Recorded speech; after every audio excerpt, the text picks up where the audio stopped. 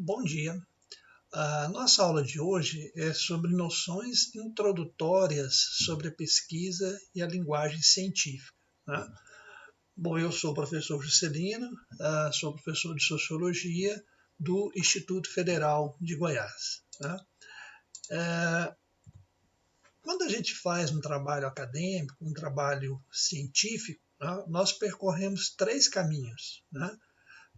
O primeiro caminho é o caminho do projeto de pesquisa, né, que exatamente estabelece os rumos, a gente coloca o caminho que eu pretendo percorrer, né, desde o momento que eu penso a pesquisa até o momento final, que é a redação.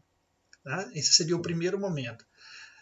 Aqui eu vou estabelecer uma série, né, de elementos que vão formar a minha metodologia. E se você observar bem, a linguagem do projeto de pesquisa é uma linguagem de futuro, ou seja, eu vou fazer alguma coisa ainda. Né? Eu não fiz nada, eu estou propondo a fazer uma pesquisa.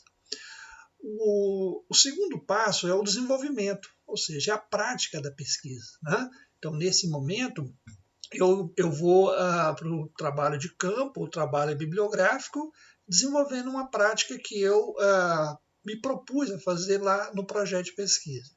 E o terceiro momento, que seria o resultado, ou seja, depois de um período de pesquisa, eu cheguei a um resultado, que é a minha escrita. Né? Aí alguém pode perguntar assim, né?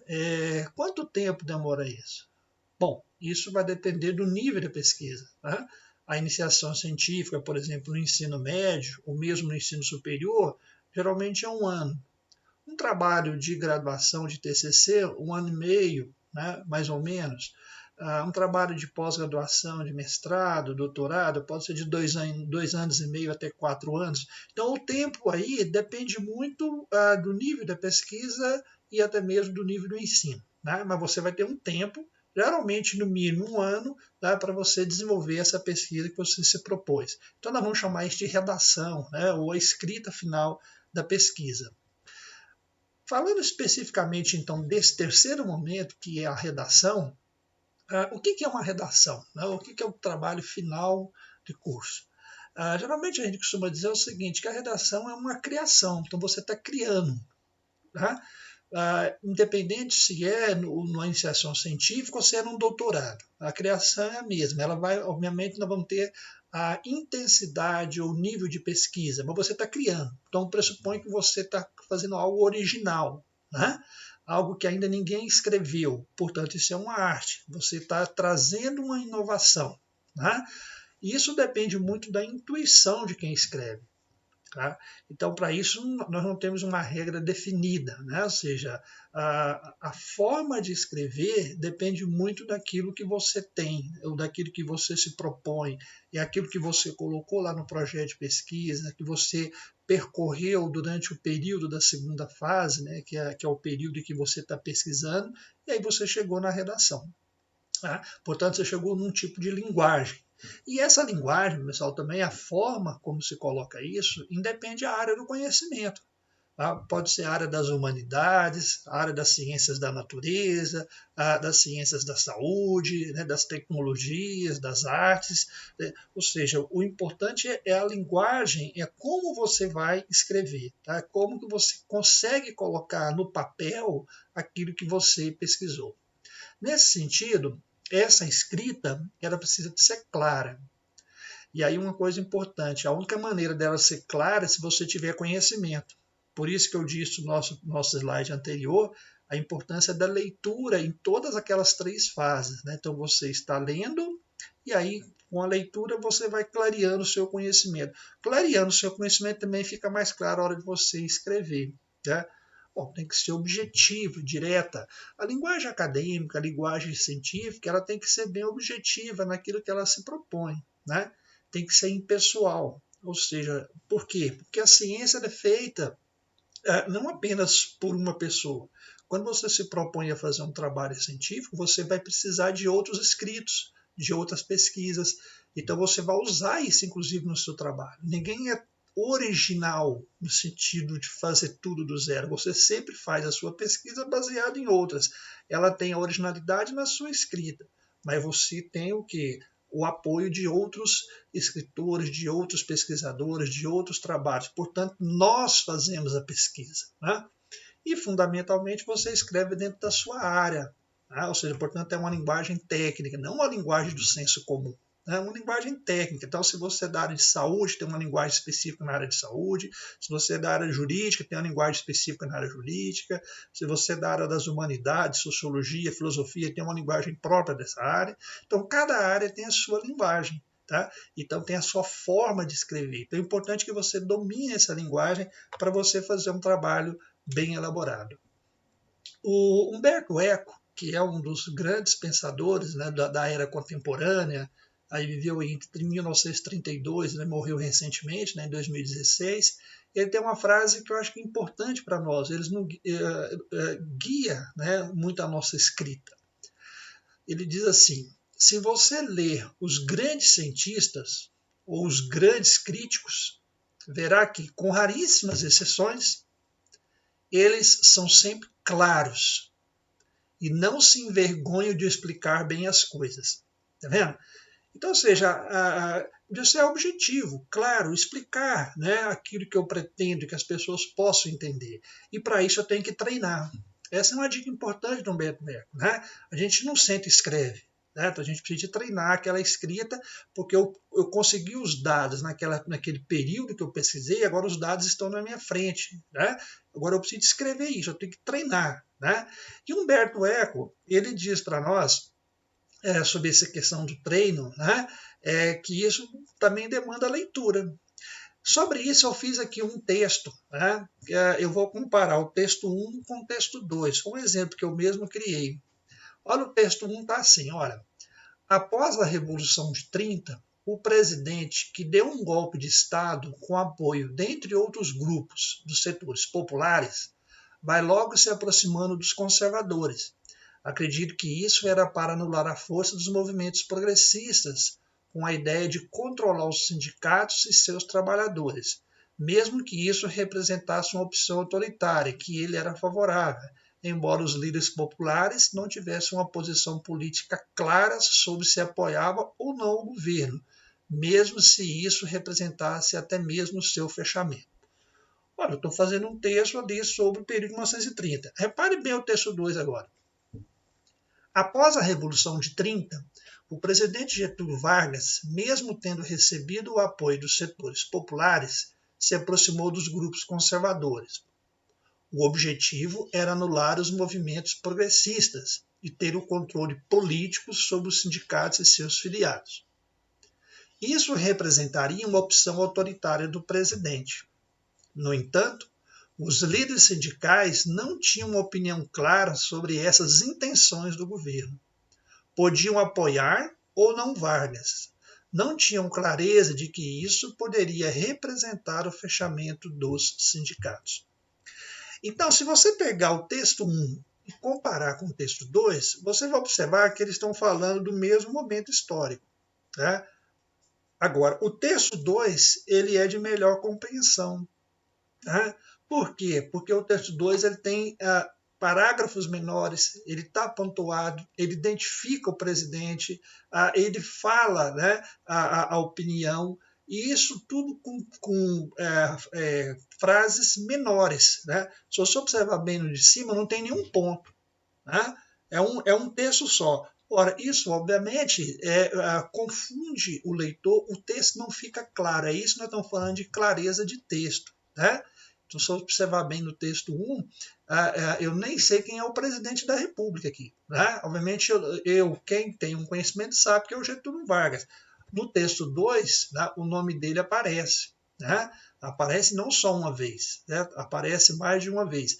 Então, isso dá clareza ao texto, certo? Que é exatamente a dica que Humberto Eco dá para a gente. Ou seja, essa questão aqui anterior, olha, o texto claro, né? Isso é clareza de texto. Ou seja, o texto foi objetivo. Né? Então, se eu comparo o texto 1 com o texto 2, eu vou ver que o texto 2 está claro, ele está mais objetivo. Né? O leitor ele pega ele e ele entende melhor. O texto 1 ele vai ter que interpretar. Então, é isso que não é um texto claro. Né? Nesse sentido, pessoal, é importante a gente sempre, quando estiver escrevendo, seguir mais essa orientação aqui do Humberto Eco. Eu escrevo para quem, então? Né? Para o meu orientador, se eu estou fazendo lá pesquisa de iniciação científica, mestrado, doutorado, ou eu vou escrever para todos os estudantes ou estudiosos daquele tema. Ou mais, ele fala, eu vou escrever para o vasto público não especializado, de bem que está colocando como perguntas, né? Deve-se considerá-la, ou seja, a obra, né, que você produziu, o texto, como um livro que andará nas mãos de milhares de pessoas ou com uma comunicação erudita ou academia científica. Então você deve fazer essa pergunta: para quem você está querendo que, para quem você está escrevendo isso, né? Você quer que ele fique restrito só a um grupo acadêmico? Isso vai influenciar na sua linguagem. Se você vai escrever um trabalho só para um grupo acadêmico, tá? Então a linguagem ela vai ser mais técnica. Se você vai para um grupo maior, você vai tentar criar uma linguagem que o público também maior entenda. Então isso tem que ser uma definição. Você pode fazer isso, obviamente, com o próprio orientador, mas como vai ser o meu texto final? Certo? Bom, para isso, gente, né, para eu fazer esse texto, para eu fazer essa pesquisa, né, que a gente se propôs lá no projeto, né, aqui nós temos algumas orientações importantes que estabelecem o que nós chamamos de rigor científico, né, ou espírito científico. Primeira questão é o que tem que ser um observador, né, observador da realidade, observador do meio que a gente vive, né, ou seja, essa observação rigorosa ela vai dizer muito depois daquilo que eu escrevo, né. Gosto pela precisão. Eu preciso sempre querer chegar mais perto da verdade, né, o mais perto possível da realidade. A gente sabe que essa realidade eu às vezes não consigo resgatar, né, mas quanto eu consigo chegar mais perto disso? É a precisão. Isso eu tenho que buscar isso o tempo todo. Ideias claras. Lembra que nós falamos lá da questão da escrita? A escrita não pode ser aquela coisa confusa, né? Imaginação ousada.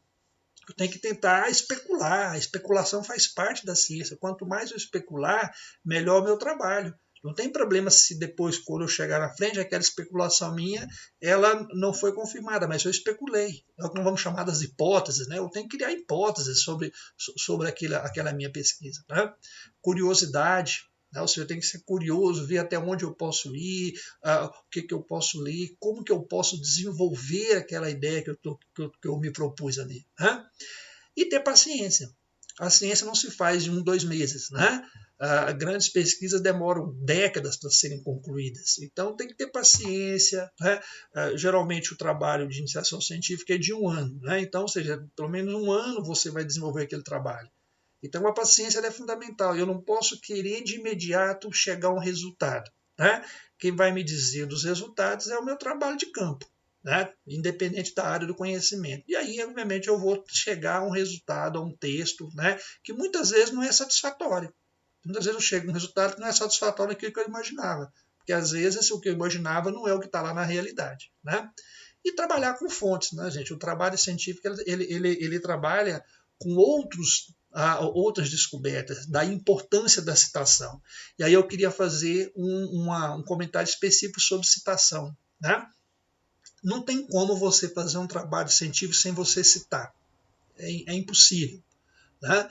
Porque não dá para eu criar tudo do nada. Já existe algo que é elaborado e aí eu tenho que aproveitar isso. E aí tem algumas coisas importantes. Primeiro, é obrigatório citação no trabalho científico, para evitar exatamente o plágio. Eu tenho que exatamente dizer de onde que eu tirei aquilo. Né? Certo? E aí vem o segundo ponto, olha, oferecer ao leitor a fonte pesquisada. Então, um trabalho científico ele precisa ser revisitado. Outras pessoas podem fazer aquele percurso para ver se o que eu fiz é correto ou não. Então, o trabalho científico ele caminha por aí, né? Ou seja, para ser revisado, né? Ou ser testado, ou enfim, ou ser questionado. Para isso a pessoa tem que ter a fonte, né, de onde eu fui, para saber se eu fiz a leitura correta da fonte. Né? Terceiro aspecto, reforça o meu texto. Uma citação bem colocada, uma citação bem elaborada, né? Ela ajuda o meu texto, ela fortalece o meu texto. Né? Eu também vou pagar dívidas com a ideia original. Né? Ao evitar o plágio, eu estou reconhecendo a importância daquela ideia. Né? Então eu estou pagando uma dívida com quem elaborou primeiramente aquela ideia que eu estou usando no meu trabalho.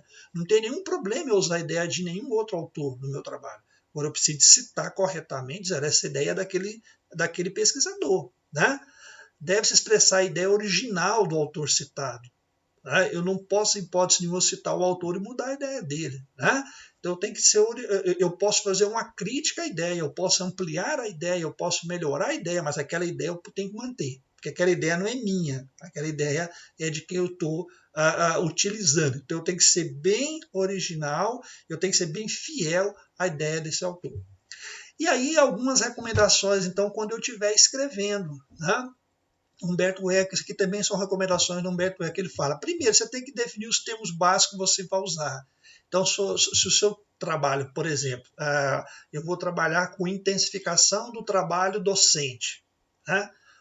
Ora, então eu tenho que saber o que é intensificação, eu tenho que definir esse tema é fundamental para a minha pesquisa. Então, o que é intensificação? Aí eu vou ter que pegar autores que trabalham esse tema, intensificação, ver qual as várias concepções, ou se tem várias concepções, né? Quer dizer, como é que esse tema é abordado, para eu poder usar no meu trabalho de forma correta. Esse termo, eu vou aproveitar esse termo para poder ver se o meu trabalho está correto. Né? Abra parágrafos com frequência. Isso aqui é muito importante. É aquele exemplo que eu dei do texto lá atrás, comparando o texto 1 com o texto 2. Né?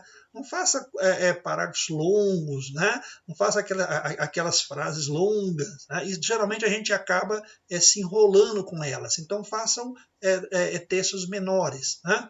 Escreva o que lhe vier à cabeça. Eu destaquei bem isso aí, gente, porque é muito importante. A gente às vezes fica muito censurando o que nós mesmos escrevemos, aí não escrevemos nada. Então não se censure. Lembre que é só você e o papel. O que vier na sua cabeça você coloca no papel. Depois você vai lá na frente fazer as revisões. Então pegue o papel, né, escreva tudo o que lhe vier à cabeça. Depois você volta e vem corrigindo. Use o orientador como cobaia, porque ninguém leu ainda, é só você. Então não se censure ao escrever, escreva à vontade. Né? Depois você arruma, entrega o que você acha que está mais ou menos para o seu orientador, vê o que ele acha, as críticas. Né? Então você vai fazendo esse meio de campo, porque ninguém deu ainda, é só você no primeiro momento e depois o seu orientador. Então você não pode se autocensurar, senão você nunca sai da primeira linha. Certo? Então você tem que ir escrevendo, depois você volta arrumando, e aí você faz uma primeira correção antes de enviar para o orientador. Né? Não precisa iniciar pelo primeiro capítulo. Isso aqui é muito importante, principalmente para quem faz esses trabalhos, né, de mestrado e doutorado, que realmente se faz lá 3, 4 capítulos. Né? Mas escreva o capítulo que você tiver mais preparado. Ponto.